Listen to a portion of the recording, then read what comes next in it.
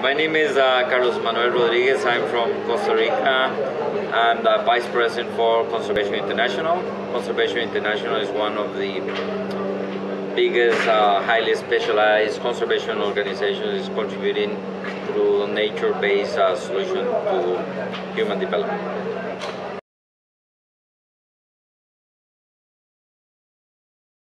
I think that, during Water Day, people are trying to achieve a very simple but very challenging at the same time objective, which is being able to introduce water as a major agenda item within the UNFCCC Convention. During my presentation, I was able to let them understand that the objectives should be broader, bigger than that.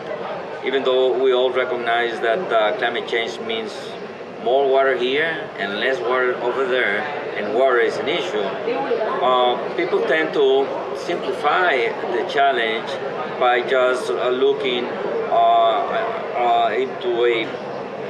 cracking into a political process by which water is properly addressed as an agenda. I'm a former Minister of Environment and Water from Costa Rica, and my experience tells me that won't make a huge, big difference if we don't understand the real dimension of the challenges.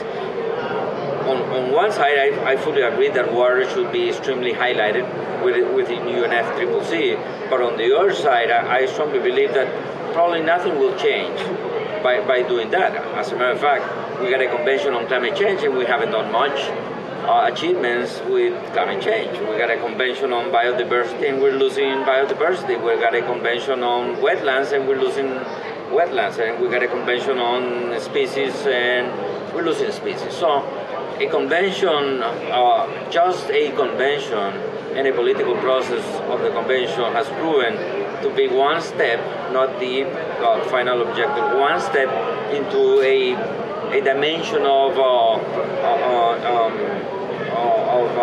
structural changes. And I think that this is what we're missing. We're missing, the national level action, and the fact that conventions per se are not going to change us the business as usual attitude that we still have in our countries.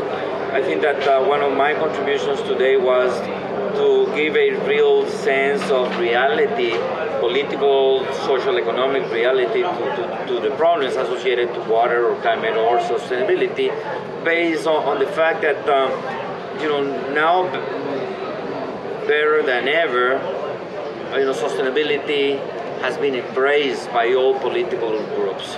And there is no nation, there is no leader, politically speaking, who doesn't believe in sustainability. And that hasn't transformed the way we produce and consume, that hasn't transformed the economic productions, or even the scale of values. And that in order to do the leap forward, we need to match that political commitment with some major structural reforms in two particular fields. And this is what I concentrate during my presentation today. One field is, we need to do major surgery in the way we have organized our institutions and the institutional framework that administrates our governments. We have created all kinds of ministries and agencies in charge of different agendas, and we have, by doing that, we have created a highly sectoralized vision. This means that we work on silos.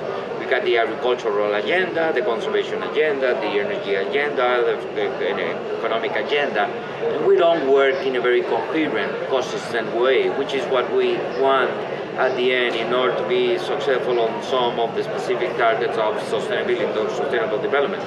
The other area that we have been failing a lot is working on the market failure. So market is a major driver force for decision making and for national policies, but markets as a way to define public policy is not telling the whole truth. It's not incorporating everything we do.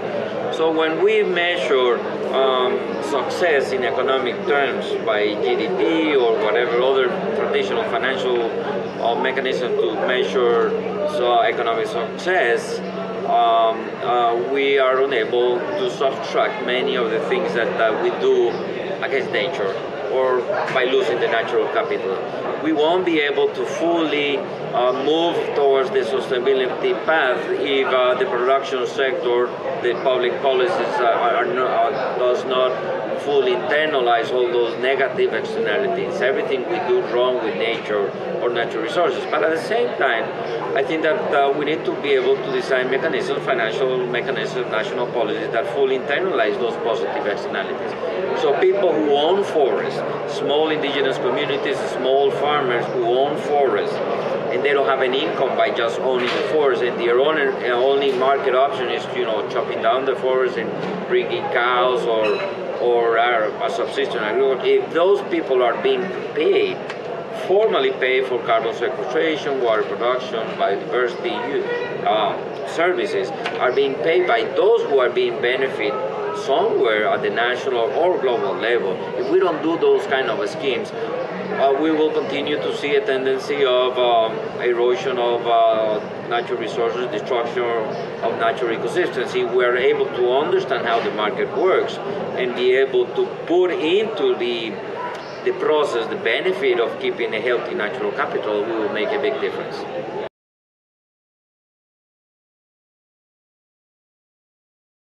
Well, I think that the political scenario is very complex. It's very difficult. I think that we've been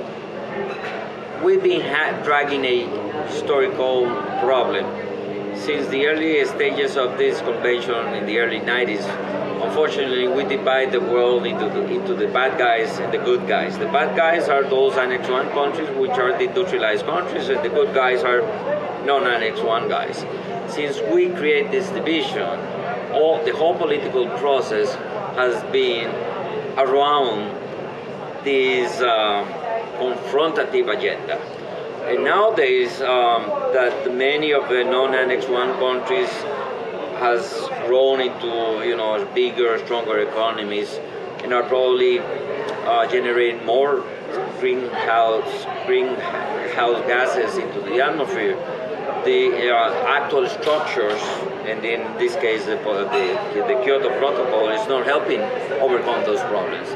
And I think that under those circumstances, I'm very conservative about expecting outcomes. It seems ironic that even though the science is strong, is clear, unquestionable, we seem like don't believe in science and scientists anymore. We're taking decisions based on the short-term benefit, the next political cycle. You do it before because you got the historical. I mean, this is a time where we should all step up and be able to create a general broad treaty where every nation to the world should have a moral and legal commitment to sustainable decrease greenhouse gases. Thank you, Carlos, for speaking with us. Thank you.